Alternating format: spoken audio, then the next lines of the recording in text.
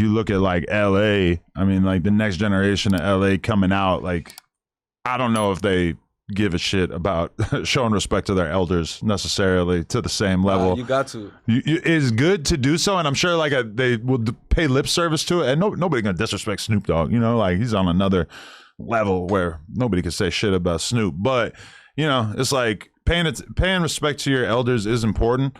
And sometimes I feel like that does get lost, especially when it comes to like street music and shit, because that's like a world where, you know, how active you are is like a big part of how people respect you. And obviously you ain't supposed to be 45 and still doing fuck shit. It kind of hurts me, bro. Like some of my peers my age don't really know who these people are. Like we'll go to a festival or something or a show in the city, and there'll be like an older San Diego artist who was popping at one point in the city, and they don't even know them. I'll be like, damn, man, like this was a legend down here, you know, to where I'll school them up. Like, bro, you gotta know your history, basically. And speaking of elders, like, for us to say, when you say we have no motion or we never had artists, you're not even looking at the Chicano rap part of things. Okay. Like the Lil Rob name comes up a lot. So Snow like, the Product was talking to me the other day, and she's like, I'm half from San Diego. Yeah. She really claimed like the Bay, though, I think. Yeah, because she's from San Jose. She said actually that she's from two cities that don't get the respect that they deserve in hip-hop, which is San Jose and San Diego. She need to represent San Diego harder than. Shout out Snow, though. I fuck with her. I met her a couple times. No, she's dope. But, yeah, man, so the Chicano rap part of things, bro, like, at one point, we had the hottest Chicano rappers. Like, we had the hottest winners. Lil Rob still tours this day. To this day, bro, off of his music he made 20 years ago or whatever. Like, we have Mr. Lil One, Shadow, Night Owl, Aztec Tribe, like, Young Sick. Like, we got legendary people in the Chicano rap game. So, but you looking at it, you're like, oh, that's just some Mexican rap shit. But that was a whole market at one point, like a huge market. Like, you might not like jazz, right? No. But there's a whole market for it, though. There's True. People selling their shows and shit. Like, you got to give them credit too, my boy. Like, Lil Rob and Shadow and all them, they were doing their thing on a major level, bro. Like, selling out shows and shit, you know, going tour. Lil Rob and them and Shadow and them, they were overseas going crazy. Like, you got to give it to you. You're a good historian / like face of the entirety of the history of San Diego, because like a lot of, you didn't expect all these. I mean, not a lot of people necessarily like would prepare themselves or be able to speak as well about it as, you know, because you're on the younger side of things that you like, you know, probably a lot of people wouldn't necessarily expect that. So I respect that, man. Yeah. I mean, honestly, when you hit me to come, when the shit first hit the fan, I'm gonna be honest, Adam, I didn't give a fuck. But that's not just, I don't give a fuck about somebody playing with the city. I just don't give a fuck about nothing nowadays. Like, even a person speaking on me, if it's not in my face to where I can handle it, I don't give a fuck, bro. So when you said this shit, it's just, you know what I mean? I'm like, that's Adam being Adam, bro. Like, what the fuck? And it was out for a few months before Mitchie clipped it and put it on his Instagram. I know. I've seen it when it first dropped. I damn near posted it myself because you shouted me out. I'm like, hey, Adam ain't that bad. But yeah, so like, I didn't give a fuck when the shit first hit the fan, you know? To where like, I wasn't even tripping. It's just the fact that when you hit me, I kind of like, all right, I knew that, I know the history of this shit. I know why we're where we're at. I know the dope artists in the city who's doing numbers and shit. And then, cause after the first video, I wasn't even like, man, should I even go? You hit me? I was like, should I even go? And then you kept going, food, playing with the fucking city, my boy.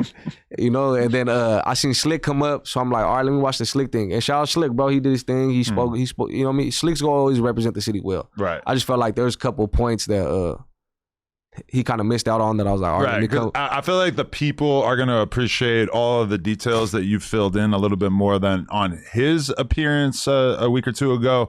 He definitely like spoke about San Diego very positively and everything, but he didn't go into like detail as much, you know?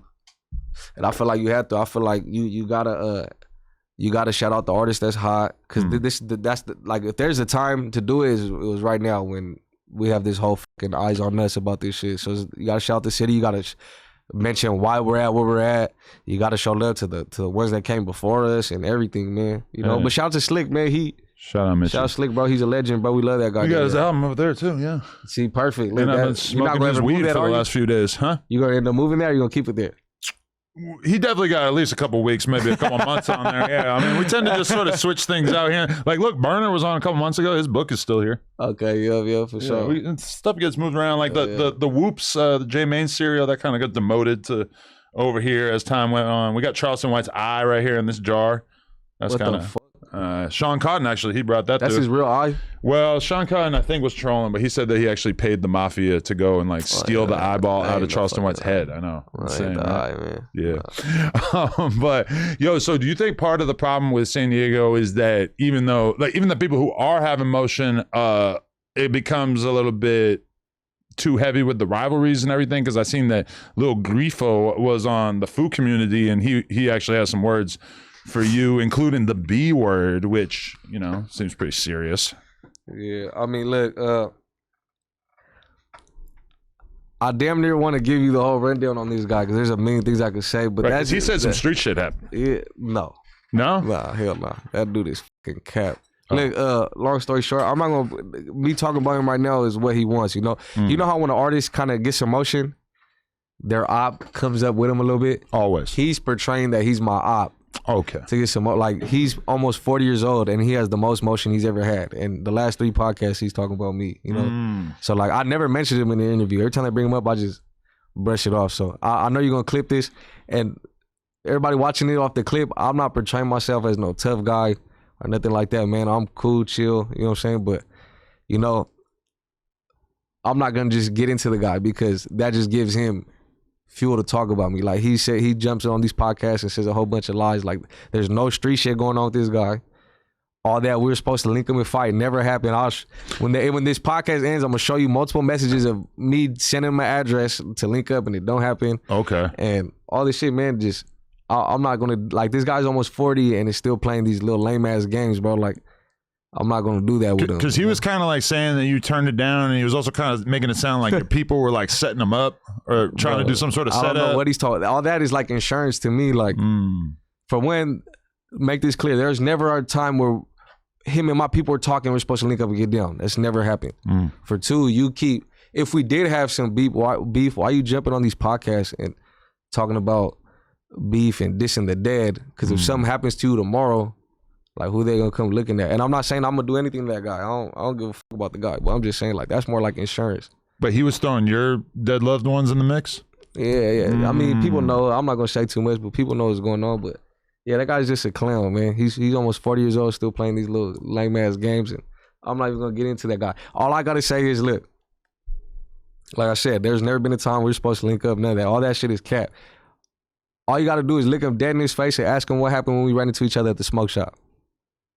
What happened when we ran into each other at the smoke shop? And that's it, bro. That's all I'm gonna say, you know. So what, you were expecting him to make a move and he wasn't trying to?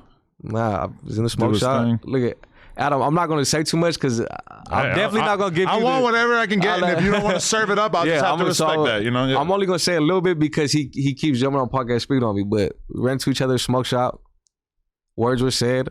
I told him wait for me right outside the smoke shop. I pay for my items, and as soon as I walk out, he was nowhere to be found. So all that talking about we supposed to link up and fight and scared, like, you know. I don't get how he's the one to be scared of it. You just lost like 10 fights in a row on YouTube. You know what I'm saying? So, but that's it. We're not gonna talk about this guy no more. You know, that dude's I gotta do my homework. I didn't know about 10 L's. He's crazy. Like almost 40, bro. Still on the bullshit. They're nodding. They said, "Where's his chain?" Oh, what? I'm gonna ask him that. Fat Guapo, shout out my boy. Shout out Fat Guapo. How did you guys get locked in? I didn't know you knew each other. So, Fat Guapo, man. So when I first started, Fat Guapo, shout out my boy, man. He put me, he got me like in the game, bro. Like when I first started coming up, Guapo already been in the game. He been in LA mingling around all the type of famous people and shit. So when I first was coming up, my mom hit me one day and was like, "Hey, my little homie," because my mom's from the same neighborhood as him. They're from the same audio. So my mom hit me like, "Hey, my little homie, he's in the music game. He wants to fuck with you." And I'm like, "Okay." And introduced me to Guapo. And then ever since then, we've been rocking, my boy. You know, he became my manager, you know, because at the time he was rapping, but then he ended up just becoming management role. Okay. And yeah, we just been rocking like that to where like that's my brother now, you know. For sure. And like I said, he's from the same hood as my mom, so it's like it was just already like kind of easy to lock in with him, you know. Right. If you enjoyed that clip, make sure you become a member for only $5 a month. It really helps support us, and it also gives you early access to all of our content. Let's go.